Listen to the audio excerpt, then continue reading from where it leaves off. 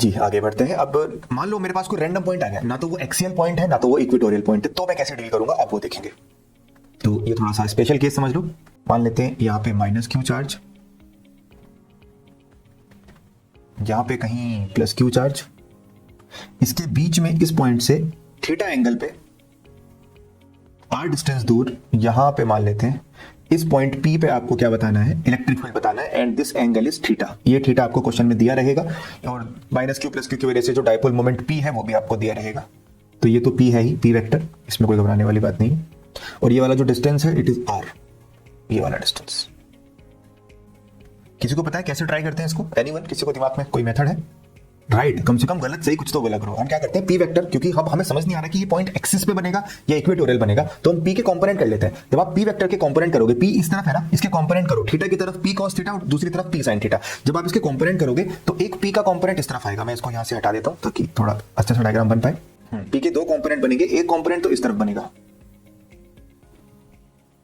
Theta की तरफ, ये हो जाएगा पी कॉस थीटा, और एक कंपोनेंट बनेगा इस तरफ इसके परपेंडिकुलर लाइक दिस, ये हो जाएगा पी साइन थीटा। अब आप मुझे बताओ पी कॉस थीटा के लिए पी पॉइंट, ये वाला पॉइंट इक्वेटोरियल है या एक्सियल है? पी पॉइंट है ना भाई, पी कॉस थीटा की तो एक्सिस के ऊपर पड़ रहा है ना, तो पी कॉस थीटा की वजह से जो भी नेट इलेक्ट्रिक फील्ड आएगा वो इस तरफ आएगा, है ना, ई एक्सियल। और पी साइन थीटा की वजह से, पी साइन थीटा इधर है, पी साइन थीटा के लिए ये वाली लाइन कौन सी लाइन है? ये वाली लाइन इक्वेटोरियल। अब पी साइन थीटा नीचे है तो इस पॉइंट पे इलेक्ट्रिक फील्ड नीचे होगा क्या?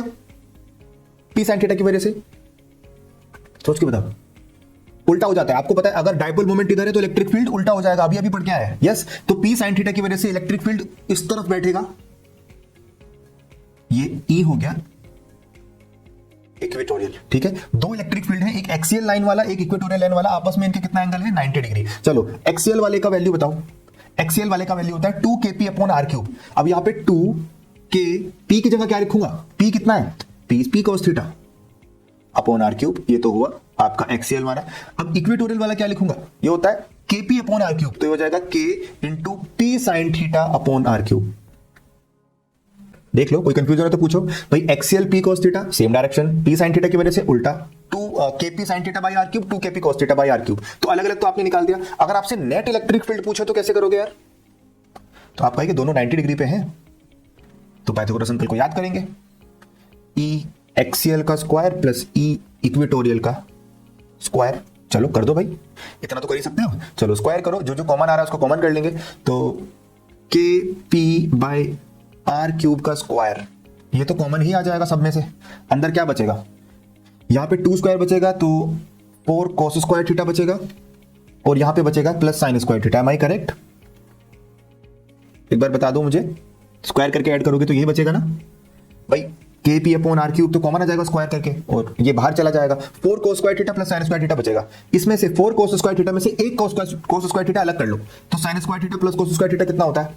जल्दी बताओ। 1 होता है। तो अल्टीमेटली आपका जो आंसर बना वो क्या बना? kp अपॉन r क्यूब बाहर आ गया है, तो kp upon r cube under root 1 plus 3 cos square theta. अब इस फॉर्मूले को याद करने का क्या फायदा है? असल में इस फॉर्मूले को याद करने के बहुत फायदे हैं, जैसे कि आप थीटा का वैल्यू बदल बदल के कोई भी केस कर सकते हो। अगर जैसे कि आपने कहा मैं तो एक्सियल का करना चाहता हूं, एक्सियल पॉइंट का, तो आपको पता है थीटा का वैल्यू कितना होगा? 0 डिग्री। एक्सियल पॉइंट तो यहीं कहीं होगा, तो थीटा का वैल्यू 0 पुट करना जरा यहां पे एक बार।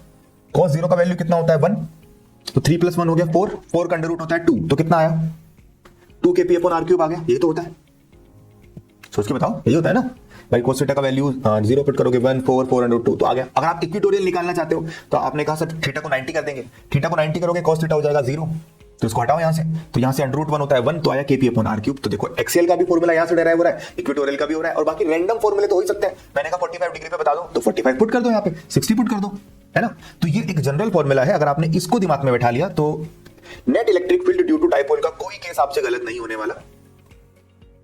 तो आप चाहें तो सिर्फ ये इकलौता फॉर्मूला याद कर लें, इससे बाकी सारे फॉर्मूले बनाते रहेंगे। जैसे हमने जनरली हर शेप के लिए कराया कि हमने एक आर्क वाला अलग से याद कर लिया, हमने जनरल वाला स्ट्रेट लाइन वाला याद कर लिया, तो उसमें वैल्यू पुट कर करके हम सारे केस बना सकते हैं। तो ये था आपका डायपोल की वजह से इलेक्ट्रिक फील्ड।